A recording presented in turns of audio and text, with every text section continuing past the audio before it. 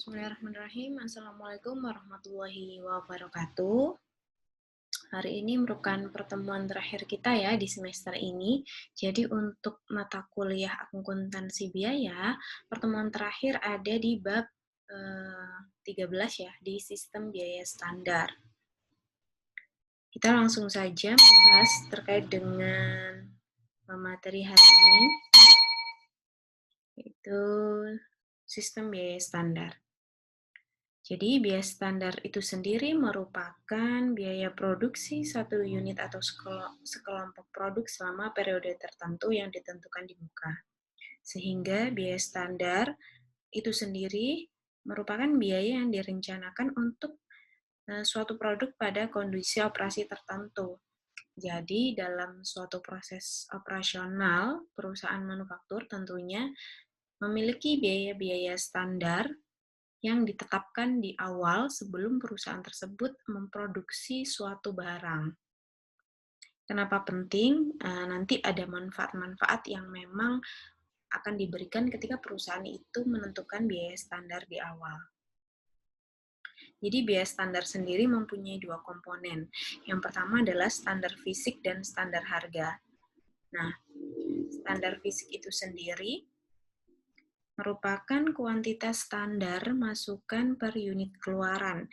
Jadi maksudnya standar fisik di sini adalah kuantitas dari barang yang akan kita hasilkan maupun dari bahan baku yang kita perlukan untuk menghasilkan suatu produk itu juga ada standarnya.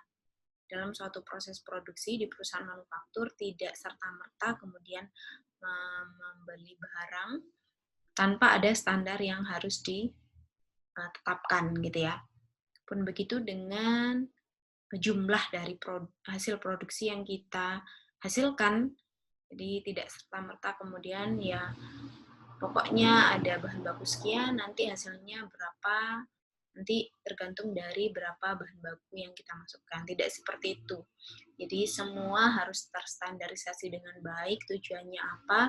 Karena ketika kita melakukan suatu proses produksi, otomatis akan ada banyak biaya yang kita keluarkan sehingga standarnya harus jelas supaya tidak overload ketika kita melakukan pencatatan anggaran dan juga tidak terlalu banyak barang yang kita hasilkan tapi di luar dari standar permintaan yang sudah distandarkan oleh tim marketing. Jadi jalannya suatu proses produksi di suatu perusahaan manufaktur itu adalah jumlah produk yang harus kita produksi oleh tim operasional harus sesuai dengan jumlah permintaan yang diminta oleh tim marketing dari pemasaran. Karena tim marketing itu yang melakukan research, melakukan riset pasar terkait dengan berapa sih permintaan atas barang A oleh konsumen. Jadi tidak ngarang jumlah yang kita hasilkan itu tidak hanya perkiraan yang tidak ada standarnya. Supaya apa? Barang yang kita hasilkan itu bisa terjual semua harapannya. Tapi terkadang juga kita tidak bisa tidak bisa memanage apa yang ada di pasar. Kadangkala kalau misalnya memang tidak berjalan sesuai rencana, bisa jadi kelebihan dari produksi bisa, artinya tidak semua barang yang bisa diserap di pasar.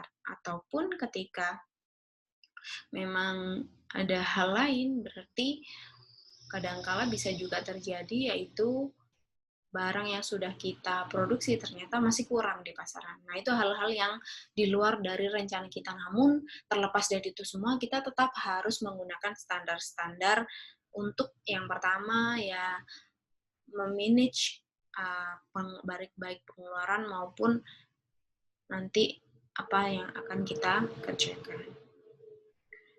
Nah, di sini juga ada beberapa manfaat yang bisa diberikan kepada perusahaan ketika perusahaan menggunakan sistem biaya standar itu sendiri. Di sini yang pertama adalah melakukan perencanaan. Jadi di sini manfaatnya adalah perusahaan bisa melakukan perencanaan dengan baik ketika akan melakukan suatu proses produksi. Yang kedua adalah pengendalian operasi. Jadi di sini tidak serta-merta kemudian melakukan proses produksi dan menghasilkan suatu barang. Jadi jalannya suatu proses produksi itu melalui beberapa proses ya, beberapa proses panjang, riset dan segala macam, supaya menghasilkan suatu keputusan bahwa kuantitas yang akan kita hasilkan adalah sekian. Seperti itu. Kemudian yang ketiga, memberikan wawasan dalam pengambilan keputusan. Nah, ini tentunya di dalam suatu perusahaan kita harus melakukan pengambilan keputusan dengan tepat. Supaya apa? Tidak ada hal-hal yang miss ketika kita menjalankan entah itu suatu proses produksi, entah itu perencanaan maupun pengendalian proses operasional perusahaan sendiri.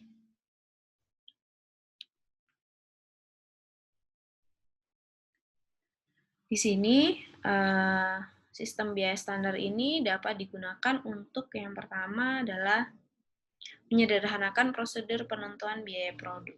Jadi kalau perusahaan memproduksi suatu produk, tentunya akan ada biaya-biaya yang dikeluarkan oleh perusahaan. Nah, berapa besar biaya yang harus dikeluarkan itu ternyata perlu disederhanakan.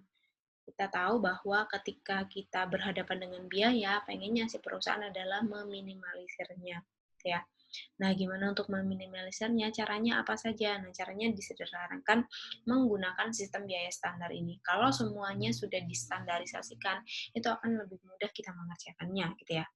Kemudian yang kedua, memudahkan pembuatan anggaran. Ketika biaya-biaya sudah distandarkan, merancang anggarannya juga lebih mudah karena apa sudah ditetapkan di awal bahwa standarnya adalah ABCDE gitu ya. Kemudian untuk mengendalikan biaya. Jadi ketika di sini sudah kita jalankan sistem biaya standarnya, kita akan lebih mudah mengendalikan biaya. Karena apa? Pengeluaran harus sesuai dengan standar yang sudah ditetapkan, sehingga pengendalian biayanya lebih gampang. Kalau misalnya ada pengeluaran yang lebih besar, berarti kenapa dilakukan? Karena apa? Biaya standarnya sekian. Kenapa mengambil harga yang lebih mahal? Seperti itu.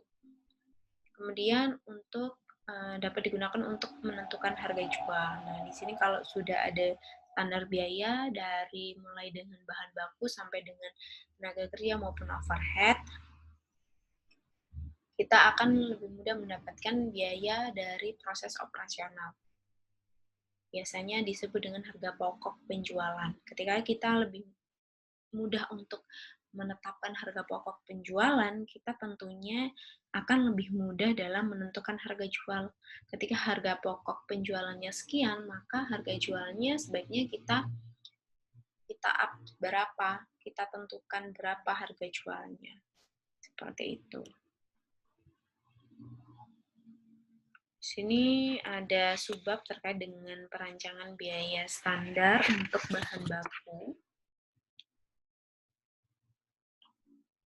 Jadi ada beberapa faktor yang mempengaruhinya atau yang perlu dipertimbangkan. Jadi di sini harga bahan baku standar merupakan harga bahan baku standar atau harga beli dari bahan baku itu sendiri per unit. Jadi harga standar dari bahan baku yang sudah ditetapkan oleh perusahaan.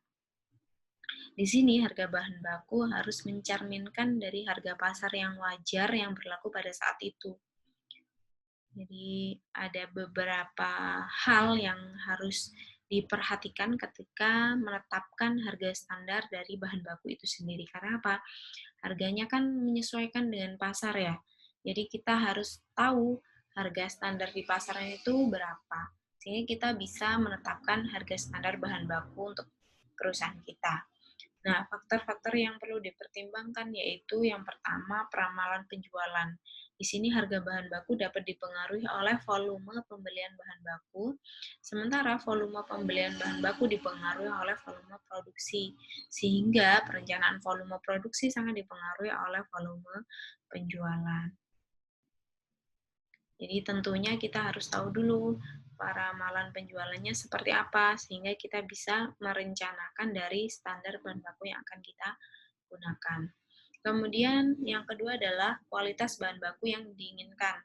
Jadi di sini kualitas bahan baku yang diinginkan ini terkait dengan tingkat kualitas bahan yang dapat mempengaruhi harga. Karena kualitas bahan baku itu sendiri mempunyai harga yang berbeda ya setiap tingkatnya. Jadi kalau kualitasnya baik ya harganya tinggi dan juga sebaliknya. Sehingga kualitas yang digunakan itu apa dulu kita tentukan dulu standarnya sehingga kita bisa menentukan biaya standar dari bahan baku itu sendiri. Kemudian yang ketiga adalah melakukan pemilihan pemasok dengan teliti. Nah, ini penting karena pemilihan pemasok harus memperhatikan harga dari bahan baku yang ditawarkan dengan mempertimbangkan kuantitas, kualitas, dan pengiriman yang diinginkan tentunya. Jadi, pemasok ini memang cakupannya agak lumayan luas karena terkait dengan kuantitas bahan baku, kemudian kualitas bahan baku, dan juga proses pengiriman dari si supplier ini tadi. Nah, ini adalah 3 faktor yang perlu dipertimbangkan ketika perusahaan melakukan perancangan atau perencanaan terkait dengan biaya standar untuk bahan baku. Kemudian selanjutnya, terkait dengan perancangan biaya tenaga kerja langsung yang distandarisasikan gitu ya. Jadi, tarif tenaga kerja langsung standar merupakan harga tenaga kerja langsung yang ditentukan di muka untuk atau selama satu periode. Jadi di sini juga ternyata biaya tenaga kerja itu bisa kita standarkan. Apalagi untuk perusahaan-perusahaan yang sudah sudah mempekerjakan banyak pegawai dan harus mematuhi dari peraturan pemerintah terkait dengan UMK. Nah, itu akan lebih mudah lagi untuk menentukan biaya tenaga kerja standar ya, karena apa? Sudah ditentukan oleh pemerintah terkait dengan upah minimum yang harus diberikan untuk regional-regional tertentu. Nah, kemudian penggunaan tenaga langsung standar ini, baik jumlah tenaga kerja langsung maupun jam kerja langsungnya ya, harus disesuaikan dengan suatu kegiatan proses produksi. Jadi jumlah jam kerja langsung yang seharusnya digunakan untuk menghasilkan satu unit produk jadinya bisa ditentukan di awal. Sehingga penentuan standar ini dapat dilakukan dengan menggunakan studi gerak dan waktu, namanya gitu, studi gerak dan waktu. Jadi tentunya kita melakukan studi terlebih dahulu untuk produk A gitu ya, dibutuhkan berapa jam tenaga kerja sih sampai produk itu jadi. Tapi kalau misalnya memang perusahaannya sudah menggunakan mesin ya, karena sudah 4.0 misalnya, nah itu juga bisa dimaksimalkan di penggunaan tenaga kerja misalnya untuk QA atau Quality Assurance atau Quality Control. Karena apa? Secepat apapun mesin mengerjakan atau menyelesaikan suatu produk, sebaik apapun mesin memproduksi barang, tidak akan terlepas dari yang namanya cacat produksi, sehingga kita masih akan tetap memerlukan manusia sebagai minimal lah menjadi quality control dari produk yang dihasilkan oleh perusahaan tersebut. Seperti itu. Nah, selanjutnya kita langsung saja pada satu contoh soal supaya teman-teman lebih mudah bagaimana sih penerapan biaya standar di suatu perusahaan. Jadi sebenarnya di sini untuk lebih lengkapnya soalnya gitu ya. Di sini ada perusahaan yang menganggarkan jumlah produksi pada tahun berjalan gitu ya sebanyak 1.500 unit. Jadi jumlah produksi yang dianggarkan adalah 1.500 unit. Kemudian harga jual yang ditetapkan adalah 40.000 per unit. Kemudian untuk bahan baku yang dibutuhkan untuk kegiatan produksi tersebut adalah 3.000 kg dengan total harga beli 3 juta rupiah. Di sini perusahaan membutuhkan 3 orang karyawan. Di sini diistilahkan namanya ABC, karyawan ABC gitu ya. Dan masing-masing karyawan bekerja 1 jam 20 menit untuk menghasilkan 1 unit barang jadi. Diperhatikan di sini, karyawan ABC bekerja 1 jam 20 menit untuk menghasilkan 1 unit barang jadi. Jadi bukan A menghasilkan 1 barang, B menghasilkan 1 barang, dan C menghasilkan 1 barang dalam waktu 1 jam 20 menit ya. Tapi ABC itu menjadi satu kesatuan untuk menghasilkan 1 unit barang jadi. Sehingga suatu proses produksi 1 unit barang jadi itu harus melalui karyawan A, B, dan C. Yang harus diperhatikan. Kemudian upah karyawannya per jam adalah 4.500. Kemudian untuk total biaya overhead pabrik yang dianggarkan adalah 1.500 unit, terdiri dari 13.500.000 untuk biaya overhead total, 6 juta untuk biaya overhead variabel, dan 7.500.000 untuk biaya overhead tetap. Dan kemudian untuk tarif overhead pabrik ditentukan berdasarkan jumlah kerja langsung, jam kerja langsung. JKL itu adalah jam kerja langsung, ya. Jadi ada hubungannya tarif overhead pabrik dengan tenaga kerja karena berdasarkan jam kerja langsung. Nah, di sini kita hitung satu persatu ya. Teman-teman yang harus dicatat adalah contoh soal tadi, sehingga untuk perhitungannya bisa lebih mudah dipahami. Yang pertama adalah kita harus menghitung dari biaya bahan baku standar. Jadi biaya bahan baku standar ini ada 2 komponen. Yang pertama, kita harus mengetahui dulu harga bahan baku standarnya gimana. Jadi tadi kita membutuhkan 3.000 kg bahan baku dengan harga total 3 juta. Sehingga kita tinggal membagi saja harga total dibagikan dengan bahan baku yang dibutuhkan.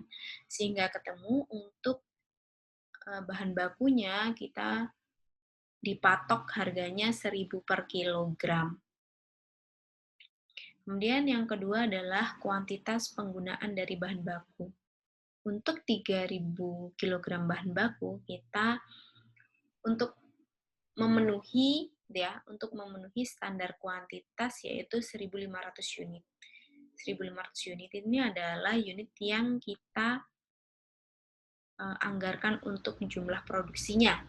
Sehingga 3.000 kg dibagi dengan 1.500 unit yang akan kita hasilkan. Sehingga untuk 1 unit produknya kita membutuhkan 2 kg bahan baku. Nah, ini untuk biaya bahan baku standar yang kita butuhkan ada 2 komponen ini. Kemudian yang kedua adalah biaya tenaga kerja langsung standar. Jadi di sini ada beberapa informasi tambahan yang belum disebutkan di awal tadi. Jadi di sini ternyata karyawan A, B, dan C itu mengerjakan pekerjaannya per minggunya adalah 40 jam masing-masing karyawan. Kemudian untuk per minggunya 50 minggu per karyawan. Sehingga untuk total jam kerja langsung per tahunnya tinggal mengalihkan saja JKL per minggu dan jumlah minggu per tahunnya. Jadi 40 jam dikalikan dengan 50 minggu. Sehingga kita ketemu total JKL per tahunnya, per karyawannya adalah 2.000 jam. Sehingga kita mendapatkan jumlah total dari JKL per tahun untuk 3 karyawan adalah 6.000 jam. Nah, untuk upah per JKL di awal juga sudah diketahui bahwa 4.500 per karyawan atau per atau per pekerja gitu ya, upah per jam kerja langsungnya. Sehingga untuk total biaya tenaga kerja langsung, kita bisa mengalihkan dari total JKL per tahun dikalikan dengan upah per JKL. Sehingga ditemukan per karyawan kita membayar 9 juta. Untuk totalnya, 3 karyawan tinggal dikalikan 3 saja, yakni 27 juta untuk total biaya tenaga kerja langsungnya. Selanjutnya, kita menghitung tarif tenaga kerja langsung standar. Dari jumlah tadi, jumlah jam kerja langsung total keseluruhan kita ketemu 27 juta dibagi dengan 6.000 JKL. Nah, tadi kan kita juga sudah menotal di sini ya. Di sini 6.000 JKL dari 27 juta ini dibagi dengan 6.000 JKL. Sehingga menghasilkan 4.500 per JKL untuk tarif tenaga kerja langsung standarnya. Kemudian penggunaan tenaga kerja langsung standarnya adalah 1,33 JKL dikalikan dengan 3 untuk lebih mudahnya karena ada 3 karyawan yang kita pekerjakan. Kemudian ketika ditotal atau ditambahkan, ini rumusnya ditambahkan ya, 1,33 JKL tambah 1,33 JKL tambah 1,33 JKL. Totalnya adalah 4 JKL per unit. Atau dalam artian, penggunaan tenaga kerja langsung standar untuk satu unit produknya adalah 4 JKL. Dari mana hal tersebut atau 1,33 ini dari mana? Dari 6.000 JKL ini dibagi dengan 4.500 ini dibagi dengan tarifnya. Sehingga ketemu 1,33 JKL. Untuk biaya overhead pabrik standarnya, kita tadi memiliki 3 komponen dari tarif biaya overhead pabrik. Yang pertama adalah tarif BOP variabel. Kita bagikan total dari biaya overhead variabel dibagi dengan 6.000 JKL dari sini ya. Sehingga ketemu Rp1.000 per JKL untuk variabelnya. Untuk BOP tetapnya 7,5 dari soal tadi, ini dari soal semuanya ya, yang tadi ya, 7,5 dibagi dengan 6.000 JKL sehingga menghasilkan 1.250 per JKL untuk BOP tetapnya. Sedangkan untuk totalnya adalah 13.500 dibagi dengan 6.000 JKL, maka diketemukan 2.250 per JKL. Sebetulnya teman-teman bisa menotalkan dari ini. 1.000 ditambahkan dengan 1.250 menghasilkan 2.250. Tapi nggak masalah kalau misalnya teman-teman ingin menghitung juga yang ini. Supaya apa? Supaya lebih mantap apakah sudah betul atau belum. Boleh gitu ya. Kemudian yang terakhir, teman-teman bisa menghitung berapa sih biaya produksi standar per unitnya kita, gitu ya. Nah, ada 3 komponen yang harus kita hitung untuk menghasilkan berapa sih biaya produksi standar per unitnya. Yang pertama adalah biaya bahan baku standar per unit. Jadi komponen A dan B pada perhitungan ini, ya, komponen A dan B pada perhitungan ini dikalikan 1.000 kali 2.000 kg nih, menghasilkan Rp2.000 ya. Kemudian untuk biaya tenaga kerja langsung standar, ini hasilnya yang pertama juga dikalikan dengan hasilnya yang kedua, sehingga diketemukan berapa sih biaya standarnya untuk tenaga kerja ya. Kemudian untuk biaya overhead pabriknya, tinggal mengalihkan ini hasil yang dari BOP total dikalikan dengan 4 JKL ini, karena ada hubungannya BOP-nya dengan tenaga kerja, sehingga pengalinya adalah yang di tenaga kerja. Sehingga untuk BOP pabrik standar adalah 9.000. Ketika 3 komponen ini total adalah untuk biaya produksi standar per unit 29.000.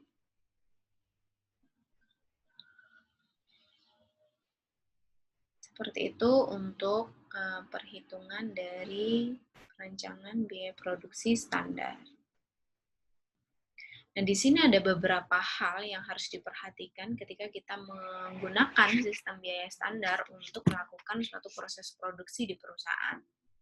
Karena ternyata dalam kegiatan operasional suatu perusahaan, tentunya ada kemungkinan-kemungkinan yang tidak bisa kita kendalikan gitu ya. Jadi ada beberapa penyimpangan yang mungkin terjadi ketika kita sudah menentukan standar suatu biaya dari kegiatan produksi.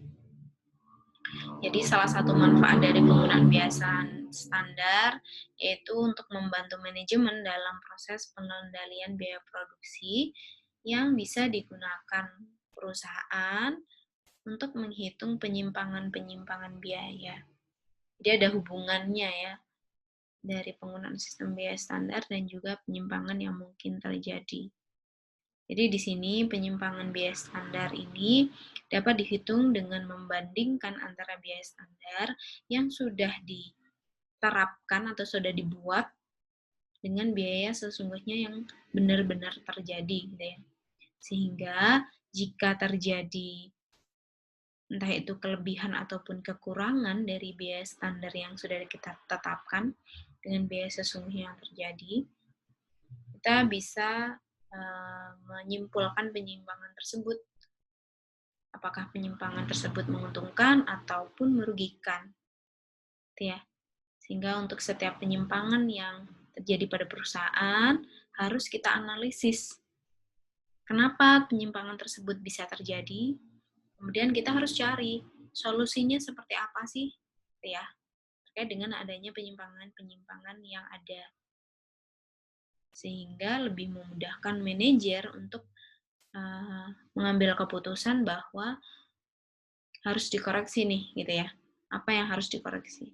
Apa yang harus kita lakukan ya ketika penyimpangan itu terjadi. Di sini ada beberapa penyimpangan yang sudah saya cantumkan pada PPT. Yang pertama terkait dengan penyimpangan bahan baku. Di penyimpangan bahan baku ini ada 3 hal yang mungkin terjadi. Jadi di sini yang pertama adalah penyimpangan bahan baku total. Jadi adanya kejadian gitu ya, penyimpangan bahan baku total. Jadi di sini untuk mencari penyimpangannya, teman-teman harus mengurangkan biaya bahan baku sesungguhnya dengan biaya bahan baku standar. Jadi di sini kurang dari atau lebih dari. Ya, jadi standar sesungguhnya dulu yang di atas, yang di bawahnya adalah standarnya. Jadi di sini ketika dicontohkan biaya bahan baku sesungguhnya untuk kuantitas adalah 3.500 unit dengan harga beli sesungguhnya adalah 900 rupiah. Namun perusahaan ternyata menstandarkan biaya bahan bakunya itu 1.000 dengan kuantitas 2.800 unit. Nah, kalau dikalikan kuantitas dengan harga beli ternyata terjadi kelebihan di bahan baku sesungguhnya. Sehingga penyimpangan dalam hal ini adalah merugikan dari sisi perusahaannya. Nah, ini mungkin saja terjadi karena apa? Karena kuantitas yang ditetapkan oleh perusahaan tidak sama dengan EOQ yang ada di supplier. Jadi EOQ itu adalah Economic Order Quantity. Jadi biasanya ada supplier-supplier yang menetapkan kuantitas dari bahan yang mau dibeli oleh perusahaan itu terkait dengan jumlah standar yang harus dibeli. Misalnya kalau beli 1 lusin gitu ya, biasanya. Kalau beli 1 lusin akan lebih murah, tapi perusahaan butuhnya setengah lusin nih, gitu ya. Sehingga hal-hal ini yang mungkin terjadi untuk penyimpangan bahan baku. Harganya mungkin lebih murah, tapi kuantitasnya akan lebih banyak. Karena apa? terkait dengan EOQ yang diterapkan oleh si supplier.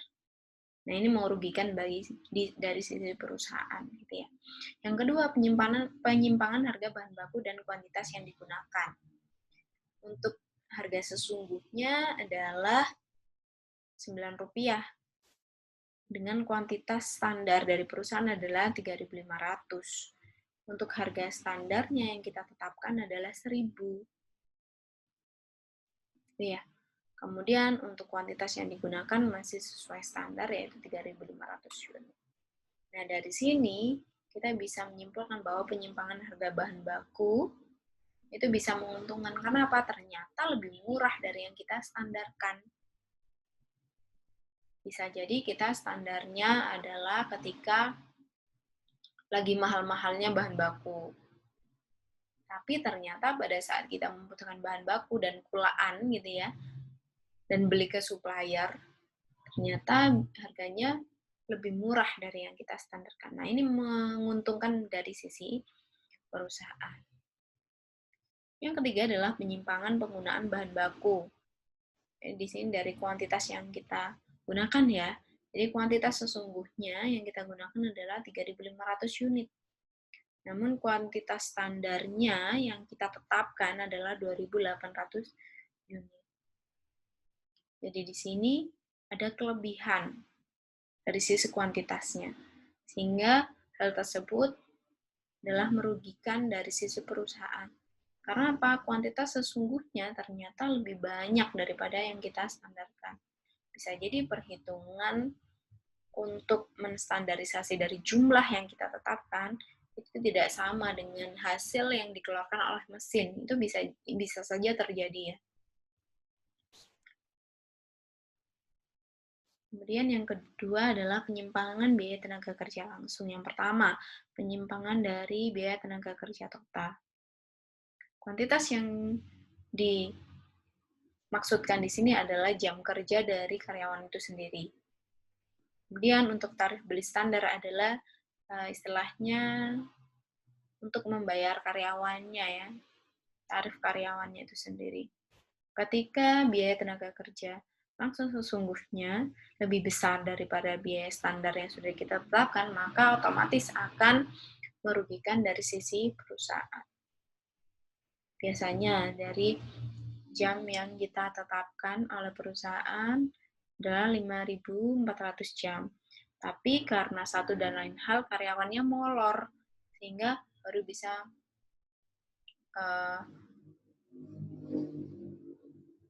ini kuantitas, oke. Sehingga baru bisa menyelesaikan produk yang ditetapkan oleh perusahaan dengan waktu yang lebih lama, sehingga hal tersebut merugikan dari sisi perusahaan. Yang kedua, penyimpangan tarif tenaga kerja langsung.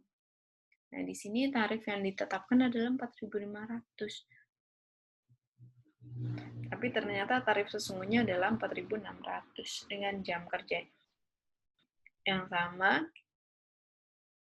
tapi tarif tenaga kerja langsungnya lebih mahal. Hal ini bisa terjadi karena ternyata karyawan itu bisa menyelesaikan produk-produk yang harus dihasilkan dengan waktu yang lebih cepat. Tapi jamnya kan sudah kita standarkan, sehingga kita tetap harus membayar yang lebih banyak. Nah, ini merugikan dari sisi si perusahaan. Kemudian penyimpangan efisiensi dari tenaga kerja langsung.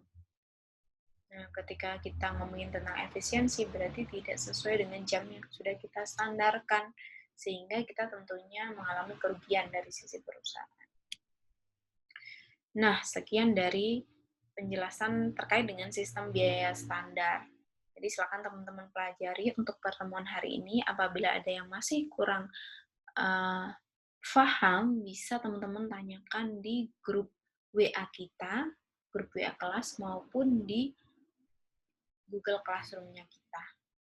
Untuk pertemuan ini, saya mohon maaf apabila selama 1 semester kita jalani perkuliahan ini ada salah-salah, baik disengaja maupun tidak disengaja. Saya doakan teman-teman mendapatkan nilai bagus semuanya, dan semuanya lulus di mata kuliah saya. Terima kasih atas excited-nya untuk menerima perkuliahan kita selama ini. Semoga bermanfaat. Wassalamualaikum warahmatullahi wabarakatuh.